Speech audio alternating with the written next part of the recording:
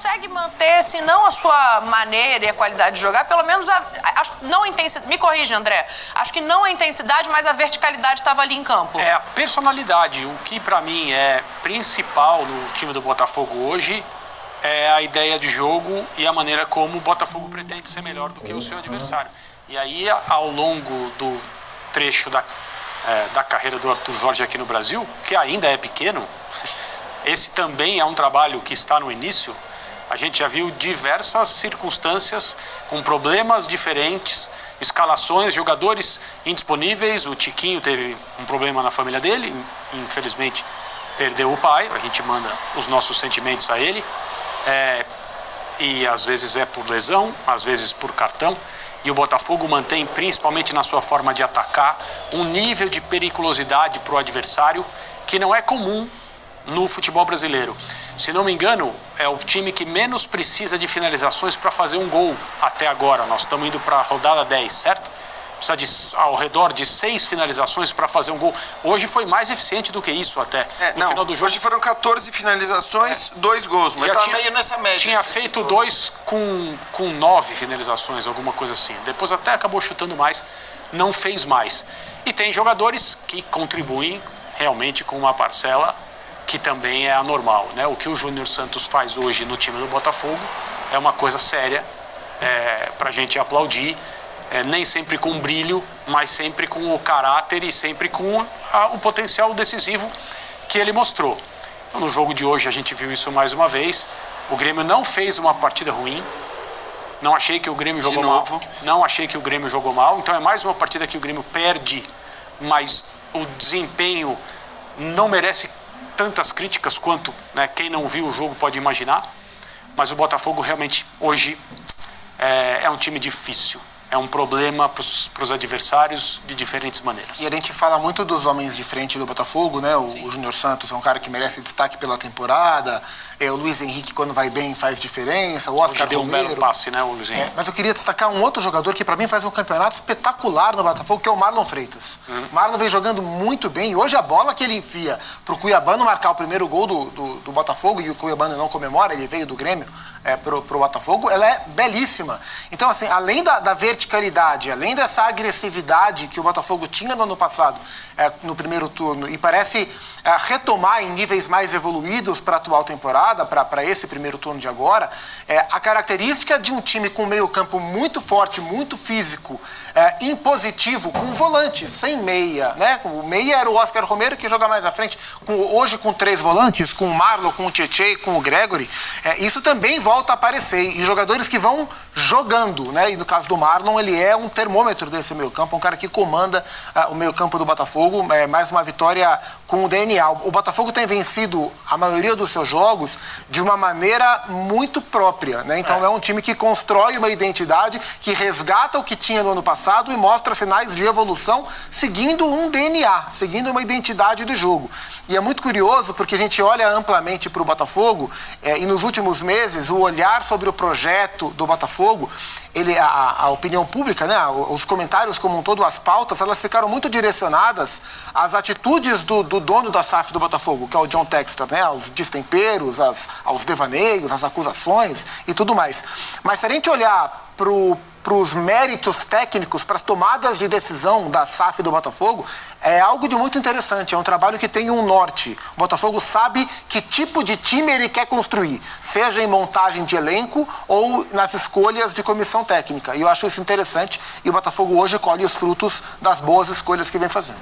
E ganhar jogos em dias difíceis, que você não está assim voando, né? O empate nesse jogo não seria uma absurdo, não. Que foi produzido. Quase 30 finalizações.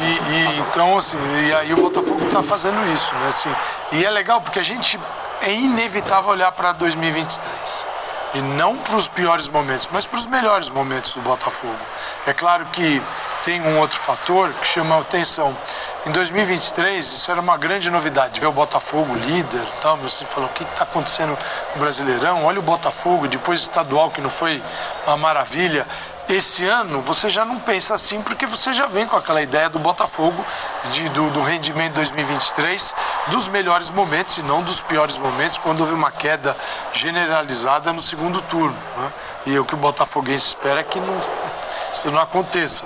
Eu acho que esse time, aqueles que permanecem, e são muitos, da temporada passada, estão mais do que sim, testados pensando nisso. Mas é uma equipe que tem jogado bem, né? Há um impacto da chegada do treinador, de um trabalho curto, como eu sou meu dia no São Paulo, né? Como foi inicialmente, agora já é outra sensação de que ele foi buscar o que funcionou na melhor fase do Botafogo. Ele foi buscado por isso. Né? O Botafogo contrata o Arthur. Aí esse trabalho da SAF. É isso. O Botafogo contrata o Arthur Jorge porque entende que ele tem perfil para resgatar aquilo que. Né? E de jogo vertical, de resgatar, de manter como característica aquilo que o Botafogo tinha. E esse eu acho um ponto importante, porque não é um trabalho que parte do zero. Sim. Porque aí, Dani, não adianta. Desculpa, já chegar alguém e falar assim: preciso modificar o 3 ou 4, eu vou modificar o jeito de jogar. A SAF não pode fazer isso, né? Eles não são loucos. Essa loucura é dos departamentos de futebol normais que a gente tem aqui. A SAF fala assim: vou trazer um treinador para este grupo. E não um grupo para este treinador, que é o que normalmente se faz independentemente dos estilos, já. Não, a gente tem falado muito da verticalidade do Botafogo, e é verdade, o time é um time vertical. Não trabalha a bola, ele vai pro gol. Então, ele vai pro gol, mas ele vai pro gol muitas vezes tendo mais posse que o adversário, porque a ideia de verticalidade, muitas vezes para muita gente, é a ideia do time que joga com as linhas baixas, rouba a bola e é vertical na hora de contra-atacar. Só reagir. Não é isso. E não é isso. O Botafogo, ele muitas vezes manda no jogo e é vertical e chega a marcação do seu gol, aí também pela característica dos jogadores que contratou, sobretudo dos jogadores de lado. Mas acho que assim, no jogo de hoje, e aí eu tô com você, Dani, talvez até o empate fosse o resultado que refletisse melhor o que aconteceu nos 90 minutos. O Grêmio jogou muito bem, de novo.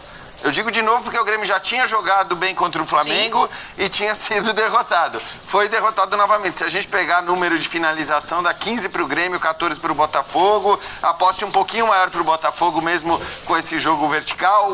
Grandes chances, mais ou menos, o mesmo número para os dois lados. Então, acho que assim, foi um jogo muito legal, como eu falei até na abertura do programa. Acho que foi um jogo de um time que mais uma vez mostrou a sua força.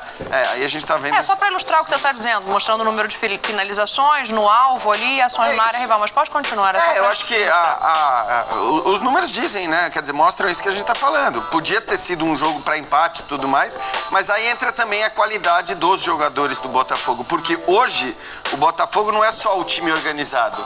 Hoje o Botafogo é o time organizado que tem a qualidade, que tem os caras que, se você criar chance, eles dificilmente vão perder 3, 4, 5 chances na sequência. Isso eu acho que muda completamente e torna o Botafogo, obviamente, um candidato sério a qualquer um dos títulos que ele disputa. Eu acho que é uma questão do uso mais inteligente das características dos jogadores que fazem parte do elenco, especialmente do meio para frente, pensando no melhor que eles podem fazer e não em questões como como nós vamos nos proteger se jogarmos assim.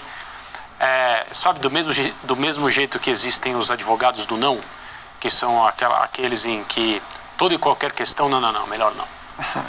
Existem aqueles que não vamos discutir. Talvez seja um pouco complicado no início, mas vamos debater. Aqui temos uma área para discutir. Pode fazer. Tem os treinadores que estão preocupados. A gente pode dividir entre os precavidos e os atrevidos. Me parece que o Arthur Jorge é dos atrevidos. E ele tem usado o elenco do Botafogo dessa forma. Ele estreia na altitude, colocando 4 atacantes, num jogo em que, no segundo tempo, o Botafogo fica meio asfixiado.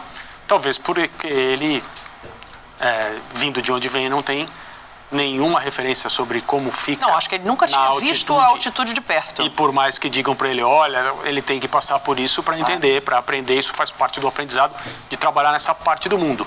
E ele continua assim, e o Botafogo vai ganhando cada vez mais corpo, jogando cada vez melhor e mais confiança. E aí começa a vencer. Pelo Campeonato Brasileiro, perde um jogo no Mineirão logo no início também, empata no fim, leva o 3-2 no fim do fim. Mas não, ele em nenhum momento se desviou daquilo que ele pensou em fazer desde o início. E agora a gente está vendo um Botafogo E com, mais ou menos com na variações, né? A gente viu no começo muito um time com 2 volantes e 4 atacantes. Hoje, em outras circunstâncias, um time com 3 volantes. O Oscar Romero passando mais por trás, o Luiz Henrique e o Júnior Santos mais como dupla. Então, dentro, não teve o Tiquinho foi liberado pelo falecimento do seu pai, um momento difícil para o Tiquinho, que ainda não retomou aquele nível que a gente viu no ano passado. Se a gente espalhar os atacantes do Botafogo numa mesa e for escolher os 3 ou 4 melhores, tecnicamente, no ano para serem escalados, talvez o Tiquinho não entre entre os 4 melhores, né? E esse momento pessoal que ele vive, claro que aumenta toda a sua dificuldade para performar. Mas ainda assim a gente vê um Botafogo com variações dentro do seu modelo de jogo e colhendo os frutos disso, que é bom. Mas de fato o Grêmio fez uma boa partida.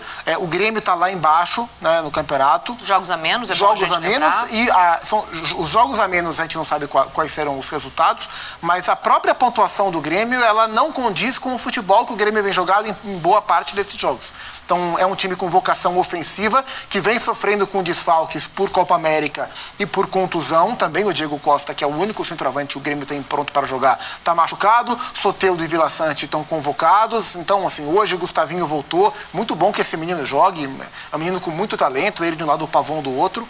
É um time com vocação ofensiva que merece mais pontos do que vem conquistando pelo futebol que vem jogando. Vem Gemerson e Rodrigo Caio. Isso.